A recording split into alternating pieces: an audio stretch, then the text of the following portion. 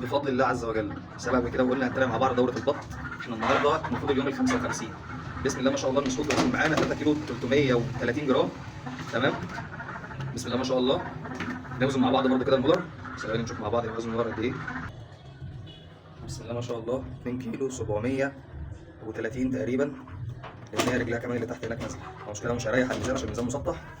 تمام، طبعا اديتهم ايه جوله حره كده، حطيت لهم شويه ميه كده وبتاع ان هم ايه يلعبوا ويبلبطوا كده شويه. حتى انت بص يعني اللي عماله تلعب بجناحها دي ان هي متخيله ان هي كانها بتعوم يعني. احنا النهارده اليوم ال 55 في دورتنا. طبعا الدوره احنا ماشيين فيها من البدايه، كل حاجه موضحناها لكم، وريناكم الميزان. ان شاء الله باذن الله بفضل الله على اليوم ال 60 ان شاء الله يكون المسكوفي معانا اللي هو ده يوصل لوزن ل 4 كيلو. والمولر يوصل معانا ان شاء الله باذن الله ل 3 او 3 وكسر. زي ما احنا برضو وضحنا قبل كده هو ان المولر في البدايه بيكون النمو بتاعه اسرع من المسكوفي. ده في البدايات اللي هو احنا لحد عمر الاسبوعين بتلاقي الفرد المولر يعني حجمه بيزيد. احنا بنتكلم لا حجمه مش وزن، حجمه بتلاقيه فاير عن المسكوفي.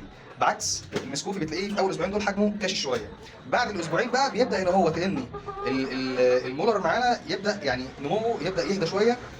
المسكوفي يبدا نموه يسرع عن المولر شويه. انت كمان لو بصينا يعني حتى بص او لسه يا دوبك شايف، بص شايف الرقبه تعتبر لسه بتطلع الريش بتاعها. يعني احنا بنتكلم في اعمار اصلا صغيره. انت حتى لو تسمع الصوت هتلاقي صوت فيه شيء من الصوصوه شويه، لان لسه العمر صغير. بس ما شاء الله الحجم ربنا يبارك يا رب. طبعا كل الناس اللي هي عايزه تعمل دورات لرمضان باذن الله المفروض انك تبدا تنزل من دلوقتي عشان خاطر انك يعني تبقى مجهز كذا صوره من الدورات بتاعتك. لان طبعا انت عندك شغل المواسم ده، انت مش رمضان بس، انت عندك هتلاقي فيه نص شعبان ورجب وطبعا رمضان. فانت عندك داخل على كذا موسم، فانت لازم تاهل نفسك من دلوقتي. يبقى انت بتدخل كذا قطيع باعمار مختلفه، او تبقى بتعد يعني كذا قطيع باعمار مختلفه عشان خاطر تاخد كل يعني المواسم دي. طبعا زي برضو هتشوف انت على حسب، لو انت البيع عندك في المنطقه اللي انت فيها شغال صغير وكبير، فده هيبقى حاجه كويسه ان انت ممكن تجيب كميه كبيره وهتبيع جزء منها مثلا على عمر اسبوع، على عمر اسبوعين، وهكذا لحد ما يتفضل معاك الكميه الاخيره اللي انت هتبيعها على الاوزان اللي انت عايزها. لو هتسالني طب ايه الافضل في التربيه، انا من رايي الشخصي المسكوفي.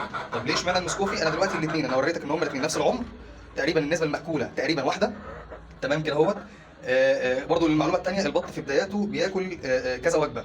انا بتكلم على وجبات مش كميه، بياكل كذا وجبه. كل ما بيكبر وجباته دي بتقل لحد ما يوصل اصلا بياكل في اليوم هم وجبتين تقريبا، 3 اقصاها. ده لو انت ما بتعملش اصلاح، بس طبعا الافضل بتعمل اصلاح. فالمسكوفي هيبقى هو الافضل، الاختيار الافضل، لان انت ما دام الاثنين هياكلوا نفس الكميه، لكن ده هيديك طبعا نسبه لحم اعلى. ولكن انت لو عايز بقى دوره تبقى سريعه وبطه يبان على شكلها ان هي كبيره في وقت قليل، لا طبعا هيبقى المولر هو اللي هيبان عليه ان هو كانه شكله كبير في عمر صغير. ربكم في التوكو.